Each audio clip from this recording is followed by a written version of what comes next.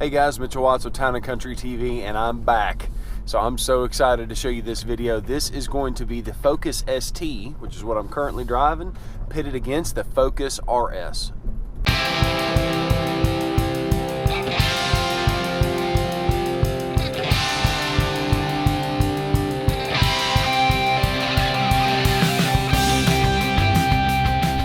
We've been noticing recently there's been a lot more people taking delivery of Focus STs and Fiesta STs, especially when you compare that to the new Focus RS, and we kind of wanted to know why that was. And so that's where this video spawned out of, is just our general curiosity.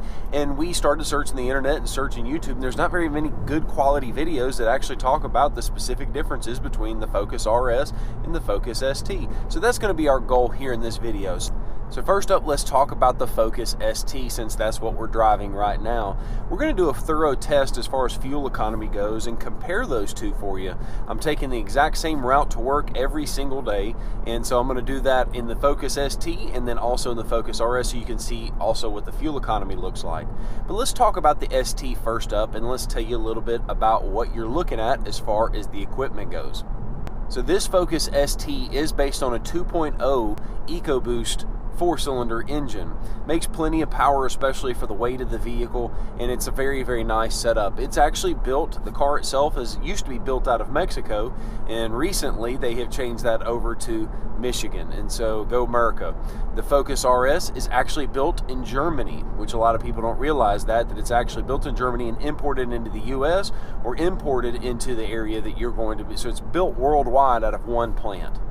The ST model is based on a front-wheel drive version, and so the RS is going to be all-wheel drive. One thing about the ST model is it is getting a little bit long in the tooth. I mean, we did a video a long time ago about one of the very first Focus STs that we got on the dealership lots, and that's been years. And so, once again, there's nothing wrong with the vehicle. It still looks nice, but we're well overdue for an update.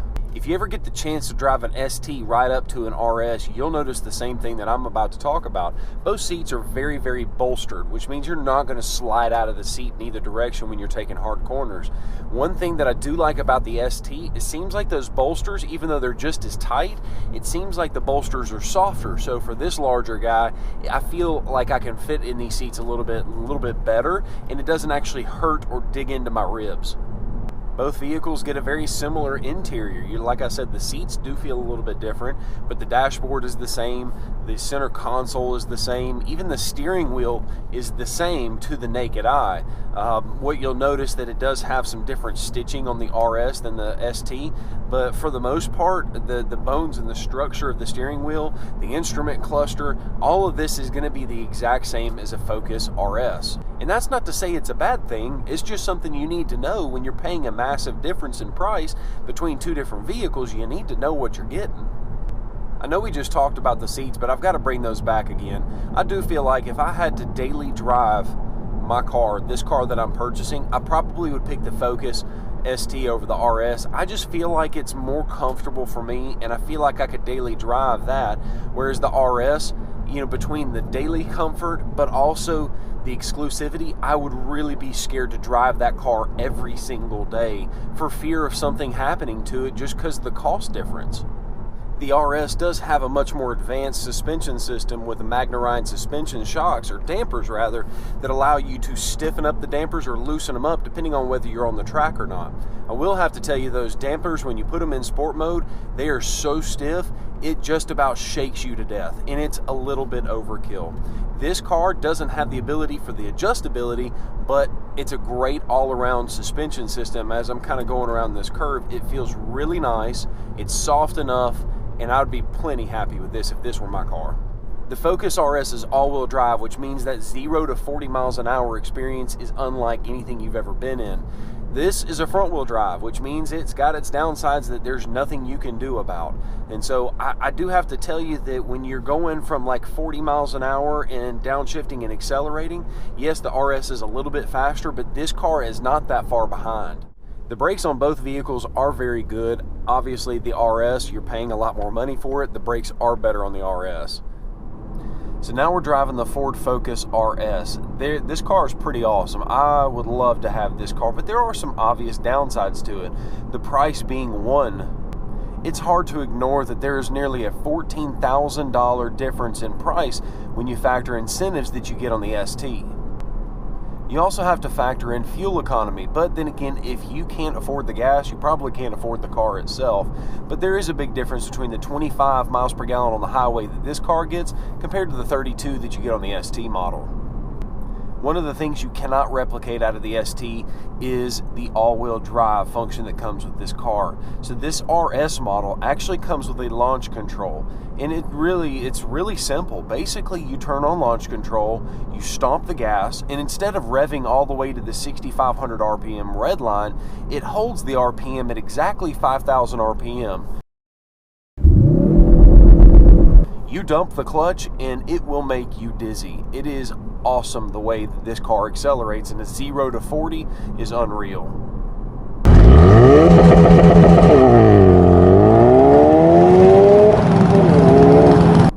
The base curb weight on the RS is a little higher than the Focus ST, but that's understood, being the fact that you've got an entire set of components for the rear differential, the axle, and there's just a lot of moving parts to make this car an all-wheel drive, whereas the ST is not. But the main question you have to ask yourself, is that 200 pounds well spent? And I would say, heck yes, because not only are you getting the all-wheel drive, but you're also going up to 350 horsepower and 350 pound-feet of torque.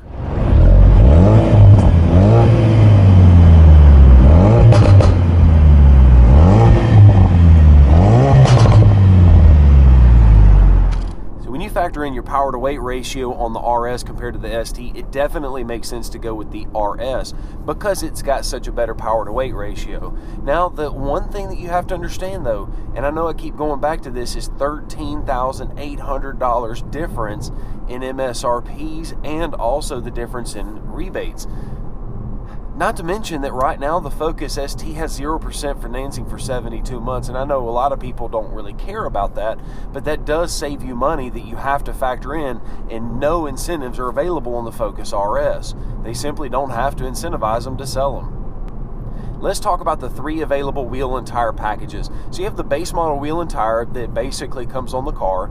There's nothing wrong with it. It's not my favorite look or style. Then you have what this car has, which is an upgraded wheel, and it's by far my favorite wheel available on the Focus RS and on the ST. Then you also have the ability to get an upgraded tire on top of that wheel. Now that tire, keep in mind, if you live up north, you might want to reconsider if you're planning on driving this car in the north. So the question of the day, do you pick the ST or do you pick the RS, which is this car? I think it's pretty safe to say that my opinion is go with the RS if you can fit it in your budget. But once again, when we start talking about a $13,800 difference in price, now the ST starts to seem a little more appealing.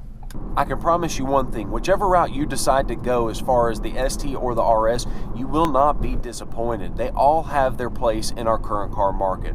Hope you liked this video. If you did, make sure to hit the thumbs up button. If you did not like this video, hit the thumbs down twice, and make sure to leave some comments below and ask us some specific questions that we may not have gotten a chance to talk about in this video.